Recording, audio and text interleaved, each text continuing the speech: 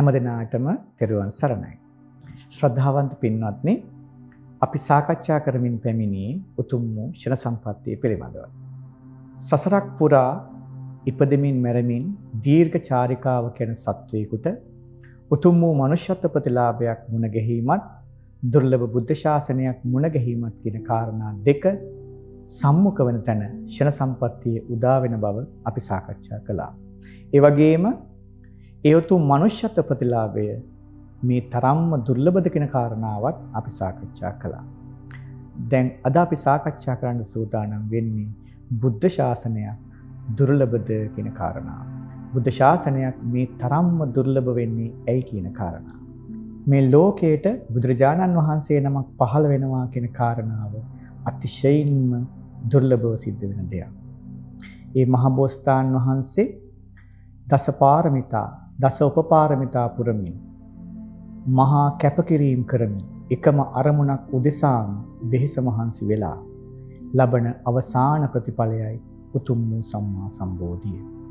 පින්වත්නි, ඔබ මා අසා තිබෙනවා මාතු පෝෂක ජාතකයේ තුල අපගේ මහබෝසතාණන් වහන්සේ එදා තමන්ගේ මව් කර තබාගෙන ඒ සත් සමුදුර තරණය කරමින් දෙවියන්ගේ උපකාරයෙන්ද තමන්ගේ මවගේ ජීවිතය බේරගත්ත වෙලාවේ ඒ මව විවරණ ලබා දුන්නා.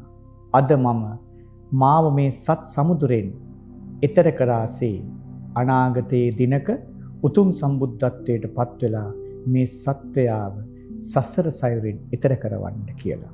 පින්වත්නි, ඒ විවරණ ලැබපු අපගේ මහබෝසතාණන් වහන්සේ එතෙන් පටන් අසංකේය කල්පලක්ෂයක් පුරා දස පාරමිතා දස උපපාරමිතා ධර්ම පුරමින් පැමිණ උතුම් සම්මා සම්බුද්ධත්වයට පත් වී වදාළා.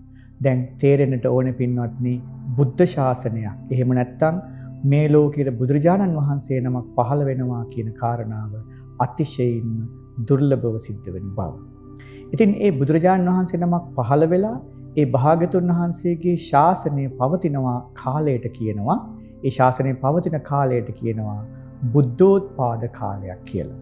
ඒ බුද්ධෝත්පාද කාලයක බුදුරජාණන් වහන්සේ වැඩ සිටිනවා. එහෙම නැත්නම් මේ භාග්‍යතුන් වහන්සේගේ ධර්මය මේ ලෝකේ පවතින කාලයක්. ඒ වගේම ආර්ය මහා සංඝ රත්නය වැඩ සිටින යුගයක්. ඒ කාලයේදී තමයි චතුරාර්ය සත්‍ය ධර්මය මේ ලෝක සත්වයාට ඇහෙන්නේ. චතුරාර්ය සත්‍ය ධර්මය අවබෝධ කරමින් මේ ලෝක සත්වයාට නිවනින් නිවි සැනසෙන්නට භාග්‍ය වාසනාව සැලසෙන්නේ අන්නේ බුද්ධෝත්පාද කාලයකයි. ඉතින් අපි දැන් තේරුම් ගන්නට ඕනේ භාග්‍යතුන් වහන්සේ නමකගේ පහළවීම බුද්ධෝත්පාද කාලයක්, පවතින කාලයක්, බුද්ධ ශාසනයක් පවතින යුගයක් පහළවීම කියන කාරණාව අතිශයින්ම දුර්ලභ බව. ඉතින් එවන් බුද්ධෝත්පාද කාලයක්, බුද්ධ ශාසනයක් පවතින කාලයක් මේ ලෝකයට දුර්ලභද? ඒ පිළිබඳව තේරුම් ගන්නට අපි කල්පය කියන වචනේ පිළිබඳව චුට්ටක් විමසා බලමු. ඔබ මා අසා තිබෙන වචනයක් තමයි කල්පය කියන එක නේද? භාග්‍යතුන් වහන්සේගෙන් එක් අවස්ථාවක එක ස්වාමීන් වහන්සේ නමක් අසා සිටිනවා, කල්පය කියනවා ස්වාමීනි, මේ කල්පයට කොපමණ ආයුෂයක් නම් පවතිනවද කියලා. ඒ වෙලාවේදී භාග්‍යතුන් වහන්සේ දේශනා කර සිටිනවා, පින්වත් භික්ෂුව, කල්පයකට මෙපමණ ආයුෂ ප්‍රමාණයක් තියෙනවා කියලා ප්‍රමාණ කරලා කියලා ඉවර කරන්න අපහසුයි. අවශ්‍ය නම් උපමාවකින් මේ කාරණාව පහදලා දෙන්න පුළුවන් කියලා. භාග්‍යතුන් වහන්සේ දේශනා කරනවා, සිහි කරගන්න කියලා යොදුනක් පමණ දිග, යොදුනක් පමණ පළල, යොදුනක් පමණ උස ප්‍රදේශයක්. එහෙම නැත්නම් නගරයක්. එහෙම නැත්නම් යම්කිසි ප්‍රදේශයක් සිහි කරගන්න. යොදුනක් කියලා කියන්නේ පින්වත්නි සැතපුම් 16ක පමණ දිගක්. එතකොට සැතපුම් 16ක් දිග පළල උසින් යුතු යම් ප්‍රදේශයක් සිහි කරගන්න. භාග්‍යතුන් වහන්සේ දේශනා කරනවා මේ ප්‍රදේශය සම්පූර්ණයෙන්ම පුරවන්න කියලා අබෑට වලින්. ඉතින් ඔය අබෑට තියෙන ප්‍රදේශයට පැමිණිලා යම්කිසි මිනිස්සෙක් එක අබෑටයක් අයින් කරනවා. ඊළඟට මේ මිනිස්සයා නැවත වතාවක් පැමිණෙන්නේ අවුරුදු 100කට පස්සේ. නැවත වතාවක් පැමිණිලා තව අබෑටයක් අයින් කරනවා. මේ විදිහට වසර 100කට සැරයක් ඇවිදින් ඒ අබෑට ඉවත් කිරීම මුල් කරගෙන මේ මුළු අබෑට පෙට්ටියම අවසන් වෙන දවසක් එනවා කිව්වා. අන්න ඒ වෙනකලු කල්පය අවසන් වෙන්නේ නැහැ කියලා භාග්‍යතුන් වහන්සේ දේශනා කළා. පින්වත්නි, ඒ කතා කළේ එක කල්පයක් පිළිබඳවයි. මේ පිළිබඳව කතා කළේ අපගේ භාග්‍යතුන් වහන්සේ මහා ප්‍රදාන සූත්‍ර දේශනාවේදී මේන් කල්ප 100ක් ඇතුළත පහළ වුණ බුදුරජාණන් වහන්සේලා පිළිබඳව විස්තරයක් අපට දේශනා කරනවා. උන්වහන්සේ අපට දේශනා කරනවා අදින් කල්ප 91කට පමණ ඉහතදී මේ ලෝකයට පහළ වුණා කියලා විපස්සී සම්මා සම්බුදුරජාණන් වහන්සේ. ඒ විපස්සී සම්බුදුරජාණන් වහන්සේ මේ ලෝකයට පහළ වෙලා ධර්මයේ දේශනා කරලා උන්වහන්සේගේ බුද්ධ ශාසනය අවසන් වෙනවා. ඒ විපස්සී බුදුරජාණන් වහන්සේගේ ශාසනය අවසන් වුණාට පස්සේ මේ ලෝකයට පහළ වන්නේ සිකී බුදුරජාණන් වහන්සේ. පින්වත්නි, ඒ සිකී බුදුරජාණන් වහන්සේ මේ ලෝකයට පහළ වෙන්නේ මේන් කල්ප 60ක් ආපස්සට ගිය තැන. ඔබ තේරුම් ගන්න, මේන් කල්ප 91කට පමණ ඉහතදී විපස්සී බුදුරජාණන් වහන්සේ, මේන් කල්ප 60කට පමණ ඉහතදී සිකී බුදුරජාණන් වහන්සේ. එතකොට ඒ බුදුරජාණන් වහන්සේලා දෙනම අතර අන්තරය කල්ප 31ක්. ඔබට වැටහෙනවද මේ කාරණාව?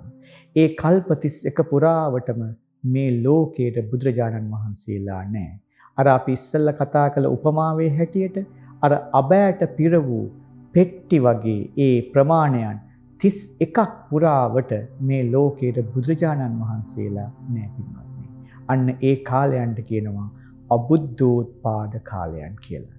ඉතින් එවන් අබුද්ධෝත්පාද කාලයක ධර්ම රත්නේ නැහැ, ආර්ය මහා සංඝ රත්නේ නැහැ, චතුරාර්ය සත්‍ය ධර්මයේ නැහැ. ඒ චතුරාර්ය සත්‍ය ධර්මයේ නොමැති නිසා ඒ චතුරාර්ය සත්‍ය ධර්මය අවබෝධ කරලා නිවන සාක්ෂාත් කිරීමක් නැහැ. හැබැයි පින්වත්නි, ඒ කාලේ වැඩ වාසය කරන, ඒ කාලේ ඉන්න සත්වයින්ට මේ අපි සාමාන්‍ය ලෝකේ කරන මේ රැකී ආරක්ෂා කිරීම, ආවාහ විවාහ වීම, ඒ වගේම ගේ දොර වතු පිටි සකසා ගැනීම, මේ සෑම කාර්යයක්ම කරගන්නට පුළුවන්. හැබැයි උතුම් ධර්මය අවබෝධ කිරීමට නම් හැකියාවක් නැහැ. ඉතින් පින්වත්නි, තේරුම් ගන්න, එවන් වූ බුද්ධ ශාසනයක් පවතින කාලයක්, එහෙම නැත්නම් උතුම් වූ බුද්ධ ශාසනයක් පවතින කාලයක් මේ ලෝකයට අතිශයින්ම දුර්ලභයි නේද?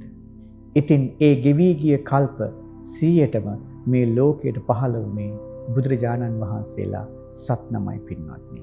ඉතින් ඒ විදිහට බුදුරජාණන් වහන්සේලා පහළ වීම, ඒ බුද්ධ ශාසනයක් පවතින කාලයන් ඒ තරම්ම දුර්ලභ නිසා තමයි අපගේ භාග්‍යතුන් වහන්සේ දේශනා කළේ දුර්ලභෝ සද්ධම්ම සවණං කියලා. ඉතින් එවන් දුර්ලභ බුද්ධ ශාසනයක් මුණ ගැහුණ සුන්දර මොහොතකයි අපි මේ ඉන්නේ. එවන් වූ අතිශය දුර්ලභ වූ බුද්ධෝත්පාද කාලයකයි ඔබ මා මේ සිටින්නේ. ඉතින් අපි සාකච්ඡා කළා වගේ උතුම් වූ මනුෂ්‍යත්ව ප්‍රතිලාභයේ ලැබපු දුර්ලභ මොහොතේ ඒ අතිශය දුර්ලභ වූ බුද්ධ ශාසනය ඔබට මට මුණ ගැහිලා නොවේද? ඉතින් මේ දුර්ලභ මොහොත මගහැරෙන්න දෙන්නට එපා. මේ දුර්ලභ ක්ෂණ සම්පත්තිය මගහැරෙන්න දෙන්නට එපා. මේ අවස්ථාවෙන් උපරිම ඵල ප්‍රයෝජන අරගෙන මේ ඉපදෙන මැරෙන සංසාර ගමන කෙලවරක් කරගන්නට අප හැමදෙනාටම දුර්ලභ වූ භාග්‍යයම වාසනාවම උදා වේවා කියලා සෙත් ප්‍රාර්ථනා කරනවා. හැමදෙනාටම තෙරුවන් සරණයි.